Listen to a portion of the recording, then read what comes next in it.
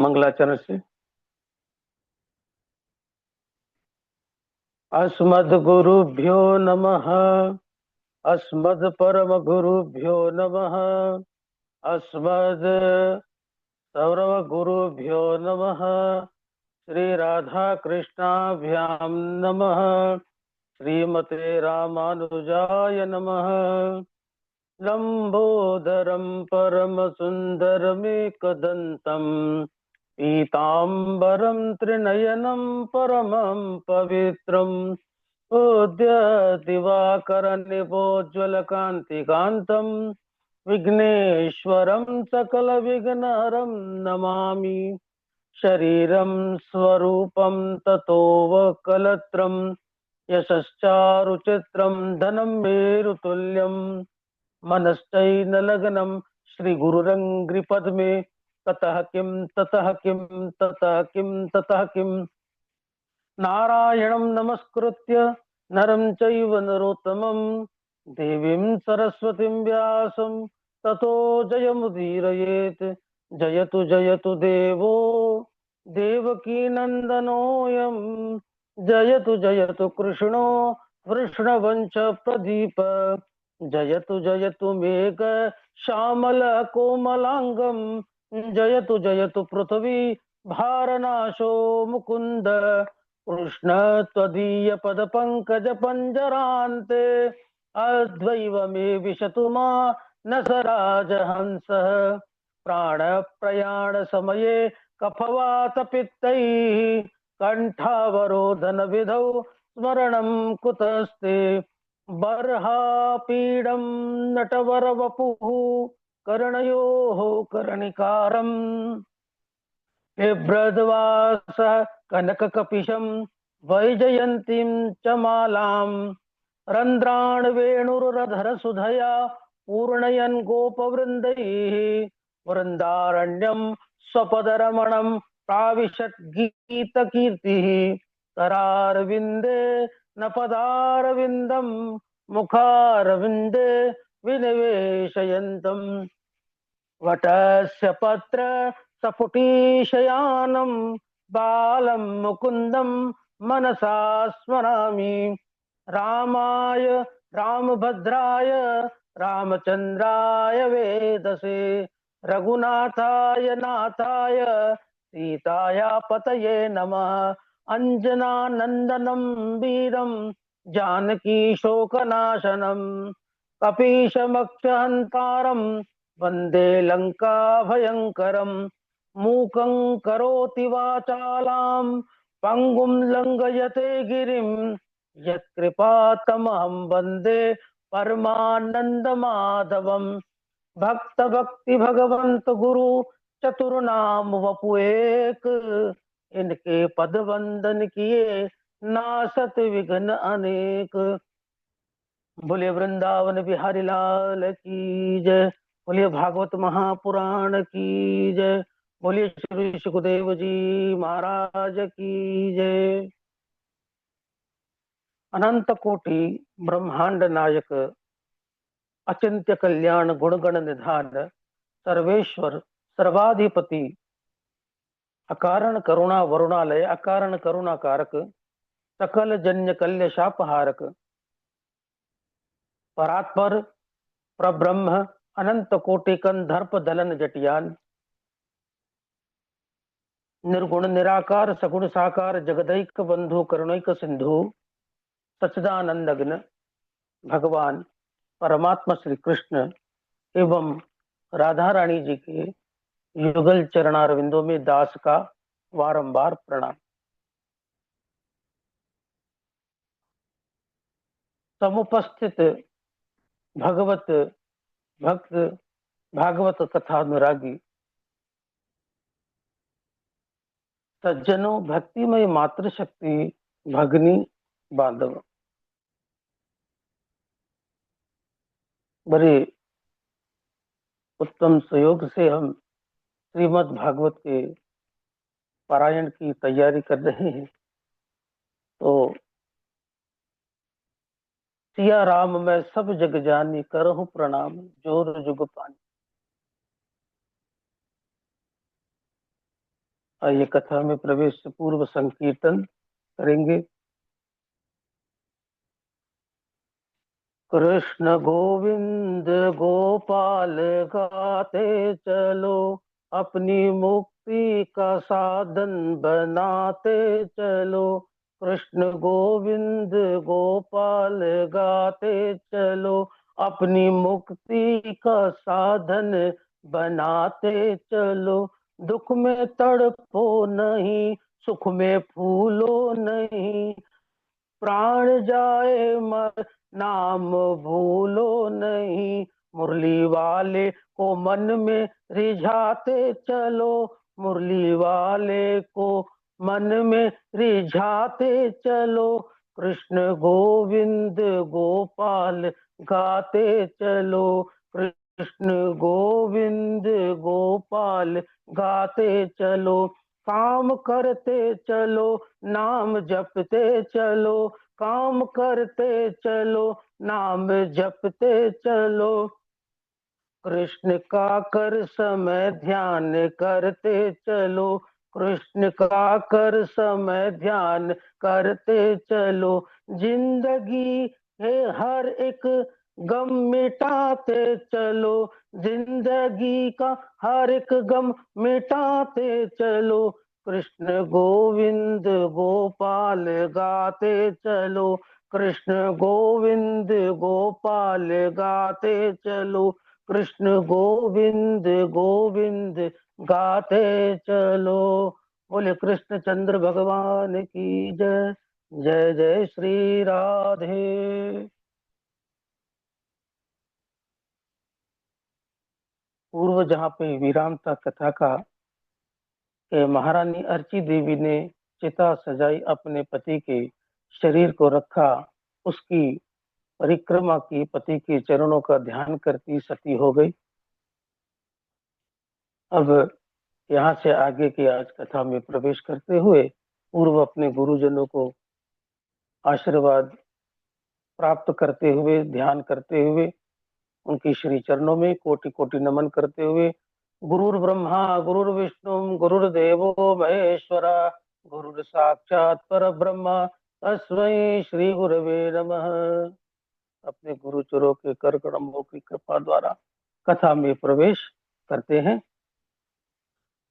मैत्री जी कहते हैं, विदुर जी, भगवान पृथु के वेश में हविरदान की पत्नी हविरदानी से बरहिषद आदि 6 पुत्र हुए। बरहिषद ने कुशकांडिका करते हुए पूर्व दिशा की ओर अग्रभाग करते हुए इतनी उषा बिछाई कि संपूर्ण पृथ्वी उषा से ढक गई, आच्छादित हो गई, जिससे इनका नाम प्राचीन बरही पड़ा। महाराज प्राचीन बरही का विवाह समुद्र की पुत्री सप्तद्रुति से हुआ, जिससे प्रचेता नाम के 10 पुत्र हुए। महाराज प्राचीन बरही को कर्म कांड में आसक्त देख देवर्षि नारद कृपा करके उन्हें उपदेश देने आए। देवर्षि नारद ने कहा, श्रेयस्त्वं कतमद्राजन कर्मात्मन इहेशे, दुख हानि सुखावाप्ति श्रेयस्तन्येह चेष्यते। राजन, इस प्रकार पशु हिंसात्मक यज्ञों से तुम अपना किस प्रकार का कल्याण करना चाहते हो, क्योंकि दुख की अत्यांतिक निवृत्ति और परमानंद की प्राप्ति का नाम ही कल्याण है, और यह कल्याण कर्मों के द्वारा नहीं हो सकता।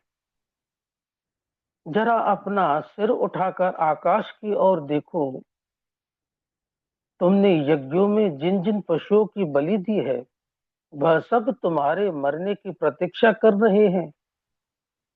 जब तुम मरकर आकाश मार्ग से जाओगे तो यह सब क्रोध में भरकर लोहे की सींगों से तुम्हें बेधेंगे, तुम्हें कष्ट होगा।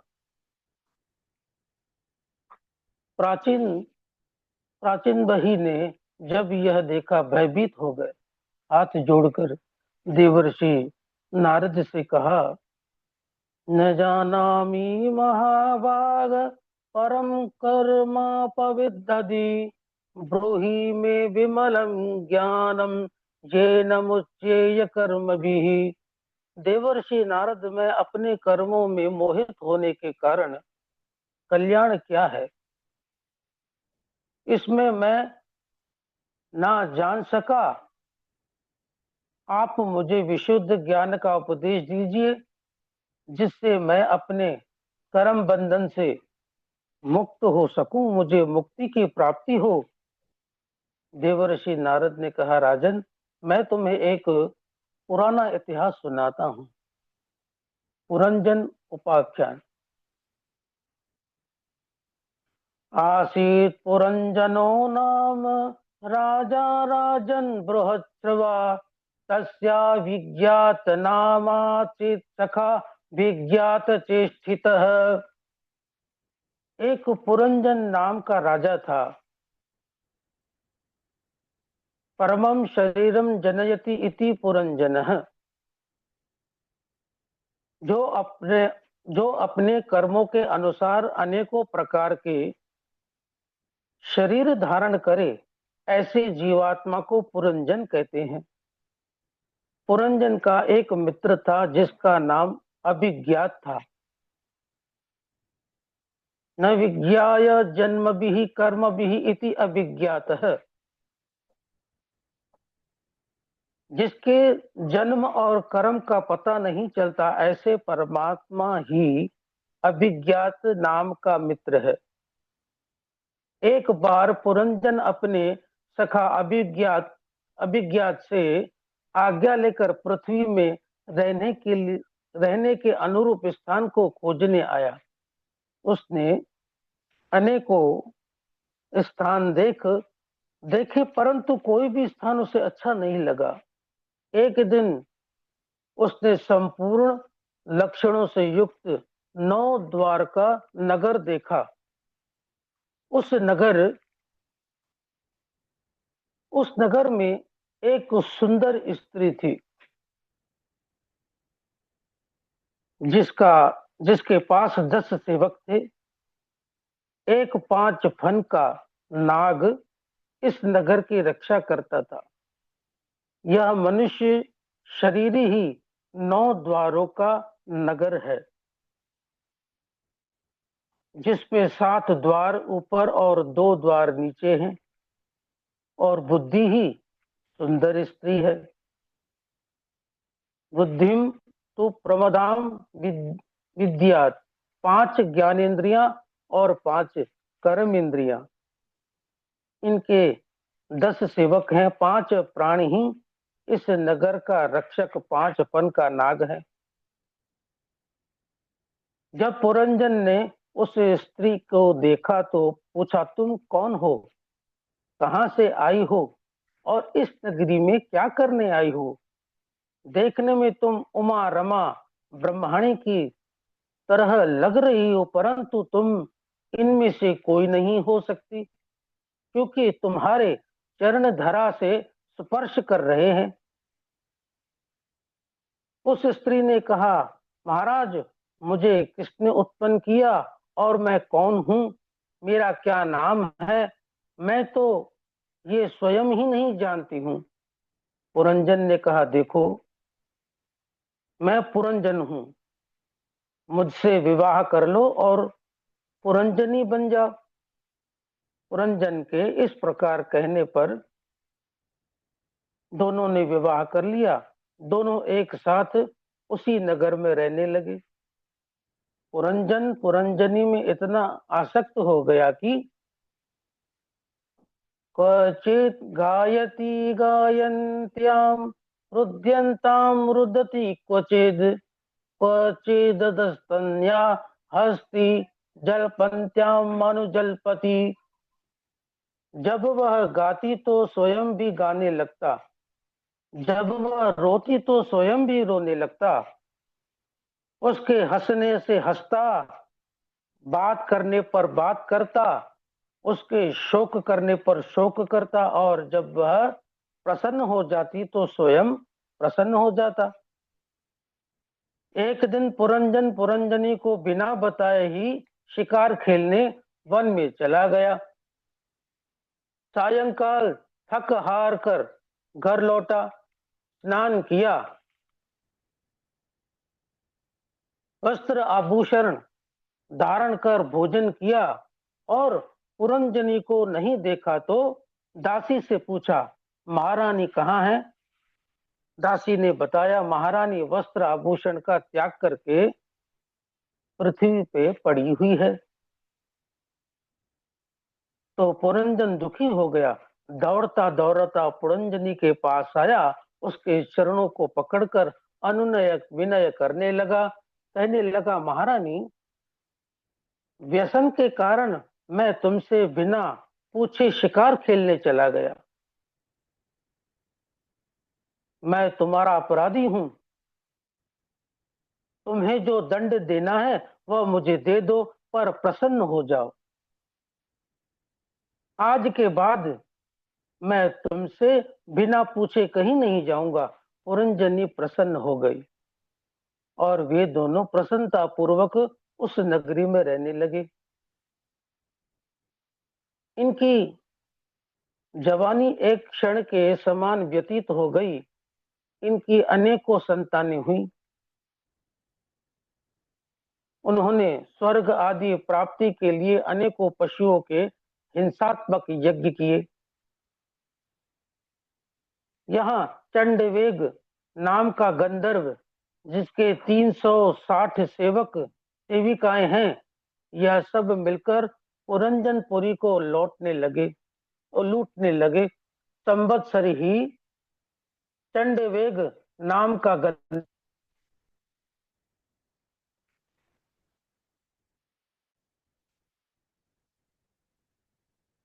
संवत्सर ही चंडवेग नाम का गंधर्व है। दिन रात ही उसके सेवक और सेविकाएं हैं, जो बारी बारी से आयु का हरण करते रहते हैं।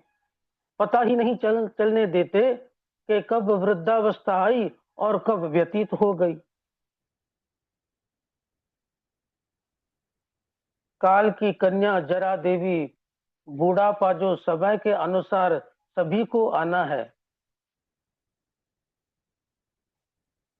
जरा एक बार त्रिलोकी में अपने योग्य वर ढूंढ रही थी। उसने विवाह के लिए नारद जी से कहा। नारद जी ने जब मना कर दिया तो जरा ने नारद जी को श्राप दिया कि एक ही स्थान पर अधिक देर तक नहीं ठहर पाओगे। देवर्षि नारद ने कहा, देवी श्राप स्वीकार है परंतु विवाह नहीं। जरा देवी ने नारद जी से कहा, यदि आप मुझसे विवाह नहीं कर सकते तो कोई और हो वह बता दो, मैं कहाँ जाऊं? देवर्षि नारद ने कहा, तुम यवन राज मृत्यु के पास चली जाओ। जब जरा देवी मृत्यु के पास गई और उनसे विवाह के लिए कहा तो यवन राज मृत्यु ने कहा, मेरा भाई प्रज्वार है, तुम मेरी बहन बन जाओ, हम तीनों मिलकर आनंद से विचरण करेंगे। मृत्यु देवता भी बूढ़ापे से डरते हैं। मृत्यु देवता ने जरा से विवाह नहीं किया बल्कि उसे अपनी बहन बना लिया। तीनों ने पुरंजनपुरी पर आक्रमण कर दिया। बूढ़ापे के कारण शरीर में रोग आ गया। जब मृत्यु का समय निकट आया तो पुरंजन को पुरंजनी की चिंता सताने लगी। मेरे ना रहने के बाद इसका क्या होगा? यह कैसे अपना जीवन यापन करेगी? यह तो बिल्कुल अनाथ हो जाएगी। पुरंजनी का स्मरण करते पुरंजन का शरीर छूट गया। अंते या मति सा गति। स्त्री का स्मरण करके मरा, इसलिए अगला जन्म विदर्भ की कन्या के रूप में उत्पन्न हुआ। जब यह कन्या बड़ी हुई तो इसका विवाह पांडेय नरेश मल्लध्वज से हुआ। इनके अनेकों संतानें हुई। जब महाराज मल्लध्वज वृद्ध हो गए तब अपना राज्य पुत्रों को सौंपकर अपनी पत्नी के साथ वन में चले आए। वहां भगवान का ध्यान करते करते भगवान को प्राप्त कर लिया। पति के मृत शरीर को देख विदर्भी विलाप करने लगी। लकड़ी की चिता बनाई, उसमें अपने पति के शरीर को रखा और सती होने का विचार करने लगी। उसी समय उसके पूर्व जन्म का सखा अभिज्ञात ढूंढते हुए वहां आ पहुंचा। उसने कहा, कातम कस्यसि को वायम श्यानो यस्य शोचसि जानासि किम सखायाम माम येनाग्रे विचरतहम।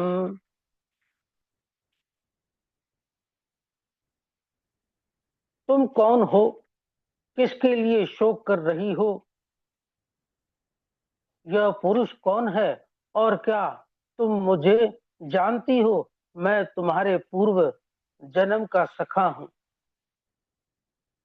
तुम मुझे छोड़कर पृथ्वी में नगर ढूंढने आए थे। वहां पुरंजनपुरी में आसक्त होने के कारण तुम्हारी यह दुर्दशा हुई है। न त्वं विदर्भ दुहितां नायं वीर सुहर्तवः न पतिस्त्वं पुरंजन्यां रुद्धो नवमुखे यया माया ह्येषा मया सृष्टा यत्मुमुस्ता स्त्रियः सतां मन्यसे नो भयं तद् वयं हमसो पश्या वयोर्गतिम। न तो तुम विदर्भ राज की पुत्री हो, ना यह तुम्हारा पति है, और ना ही पूर्व जन्म में तुम पुरंजनी के पति थे। जो तुम अपने आप को स्त्री या पुरुष मानते हो, यह सब मेरी रचाई हुई माया है। तुम अपने वास्तविक स्वरूप का स्मरण करो।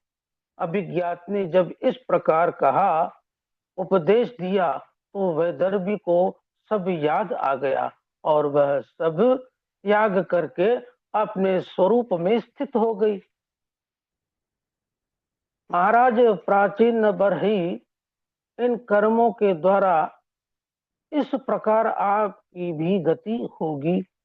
तत्कर्म हरितोषम यस्या विद्याम तम तन मतिर्मय। क्योंकि राजन कर्म तो वही है जिसके करने से भगवान हरि प्रसन्न हो, और ज्ञान वही है जिससे अपना मन भगवान चरणों में लग जाए। देवर्षि नारद की इस प्रकार उपदेश देने पर महाराज प्राचीन बही की संदेश के निवृत्ति हो गई, संदेह की निवृत्ति हो गई। उन्होंने अपना राज्य अपने पुत्रों को सौंपा और कपिल आश्रम में चले गए। वहां भगवान का भजन करके भगवान को प्राप्त कर लिया। महाराज प्राचीन बरही ने अपने पुत्र प्रचेताओं को संतान उत्पन्न करने की अनुमति दी थी। तो वे तपस्या करने आ रहे थे। मार्ग में रुद्र गीत उपदेश दिया। उस रुद्र गीत की उपासना से भगवान श्री हरि प्रसन्न हो गए। उन्होंने प्रचेताओं से कहा कि तुम्हारा विवाह प्रेम लोचा अप्सरा की कन्या मरीषा के साथ होगा। उससे जो पुत्र उत्पन्न होगा उसकी संतानों से सृष्टि भर जाएगी। भगवान नारायण की आज्ञा से प्रचेताओं ने मरीषा से विवाह किया, जिससे दक्ष नामक पुत्र हुआ। दक्ष नामक पुत्र हुआ। अपने पुत्रों तथा अपनी पत्नी मरीषा को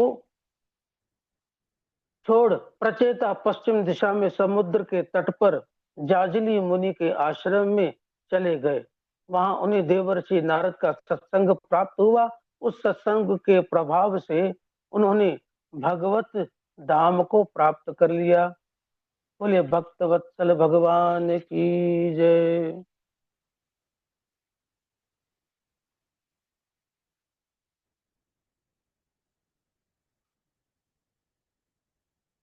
गुरुवर यही था वक्तव्य गुरुवर।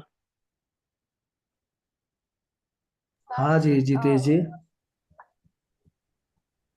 चलिए ठीक है, बहुत अच्छा प्रसंग रहा। जी गुरुवर। हाँ, थोड़ा सा श्लोकों को भी कंठस्थीकरण पर एकदम विशेष ध्यान देना है। जी गुरुवर, उसका प्रयास चालू है गुरुवर।